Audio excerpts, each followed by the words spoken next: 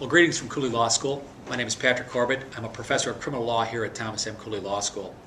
In this video clip, I want to talk to you how the criminal laws of Michigan apply to how people use computer systems of others. Maybe somebody else's personal computer system, or maybe a business's computer or another school's computer. This information is important because it'll help you recognize that just because you might be smart enough to know how to get into somebody else's computer system, because you have the know-how, doesn't mean that such conduct is legal.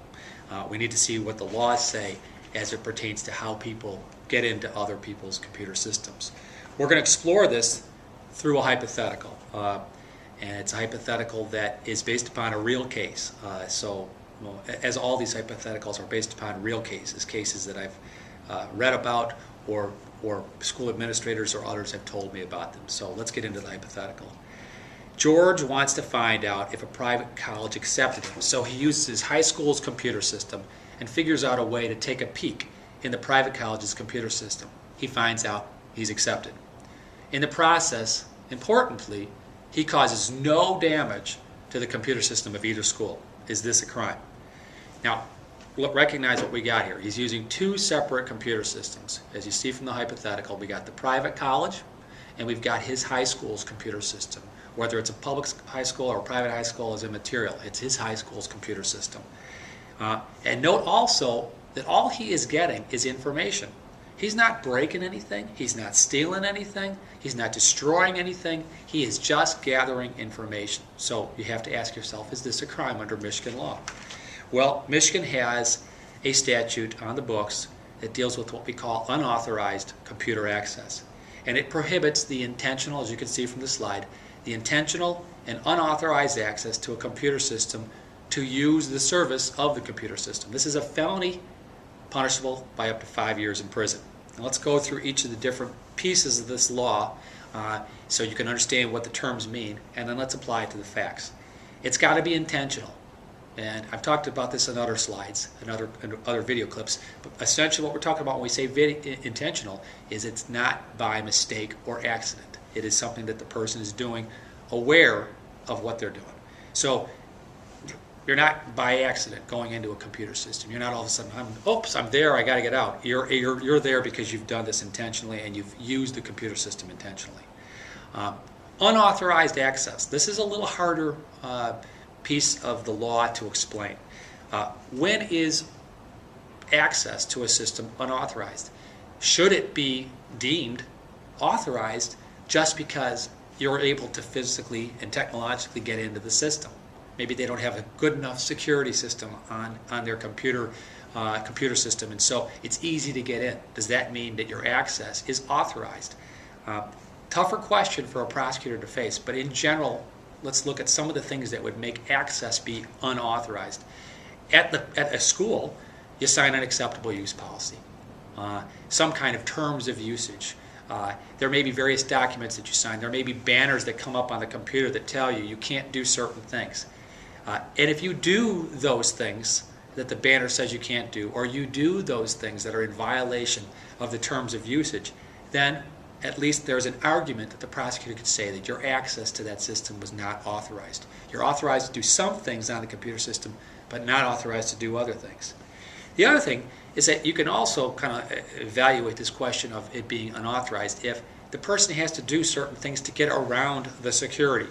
So if you're talking about the private college, for example, in our hypothetical, maybe whatever our player here, George, did to get into the private school system, to get around their security, might indicate that in fact that access was not authorized. He did something to be the administrator of the computer system rather than just a person from the outside wanting to get in, who just wants to find out about what the school has to offer.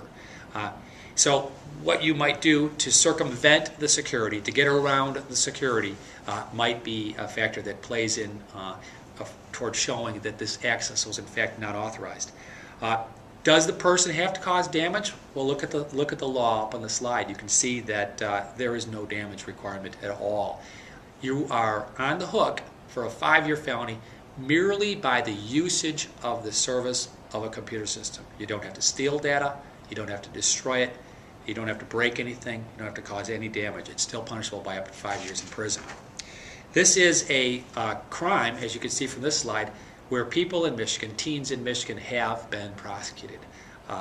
The slide that you've got before you now shows some newspaper articles involving a kid who got into the Dearborn Public Schools website and posted some inflammatory information. So teens are in fact being prosecuted.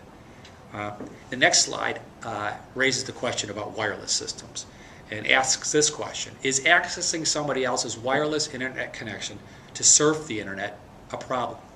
Now, I think every one of us, adult, kids, whatever, anybody who's got a laptop, anybody who's got a portable device that connects to a wireless system has potentially used the internet to go to some sites, and they may have accessed the internet through somebody else's wireless connection. And that's a connection that somebody else is actually paying for. So the question is, using that other person's wireless internet connection, is that a problem under the law? Well, I'm going to tell you that there have been people prosecuted in Michigan specifically for doing that.